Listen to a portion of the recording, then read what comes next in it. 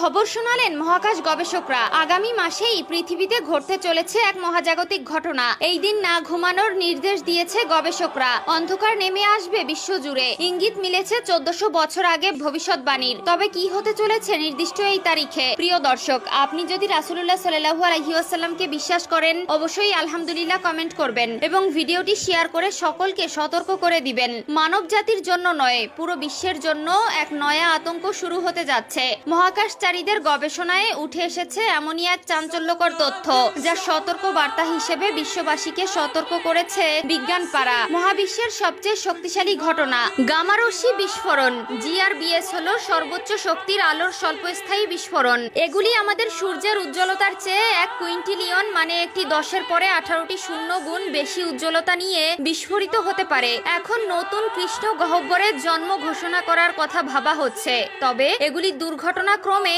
আবিষ্কৃত হয়েছিল। তবে সম্প্রতি নাসার কেপলার টেলিস্কোপেই প্রথম ধরা পড়ল পৃথিবীর এক দোসরের অস্তিত্ব। সঙ্গত কারণেই উত্তেজনা তুঙ্গে। পৃথিবীর দোসর যখন, তখন কি সেখানে প্রাণের অস্তিত্ব থাকবে না? আদিগন্ত বিস্তৃত মহাকাশ নিয়ে মানুষের জিজ্ঞাসার শেষ নেই। পৃথিবীর বাইরে আর কোনো পৃথিবী আছে কিনা তা জানার জন্য 5 দশক আগে মহাকাশে পৌঁছে গিয়েছিল ইউরি গ্যাগারিন। তারপর 1969 সালে চাঁদে পদার্পণ করলেন নীল আর্মস্ট্রং। এরপর রহস্য উন্মোচনের লক্ষ্যে একের পর এক মহাকাশযানও কখনো পৌঁছেছে চাঁদে, কখনো মঙ্গলে। দূরবীনে বছরের পর বছর চোখ ঠেকিয়ে বসে রয়েছে মহাকাশ বিজ্ঞানীরা। সম্প্রতি ম্যাসাচুসেটস ইনস্টিটিউট অব টেকনোলজির গবেষকরা পৃথিবীর মতোই একটি গ্রহ আবিষ্কার করেছেন। একেবারে আমাদের পৃথিবীর মতোই আকৃতি তার। 2017 সালে মার্কিন মহাকাশ গবেষণা সংস্থা নাসার কেপলার টেলিস্কোপে প্রথম এই গ্রহ থেকে সংকেত আসে। গ্রহের নাম দেওয়া হয়েছে K2 315b।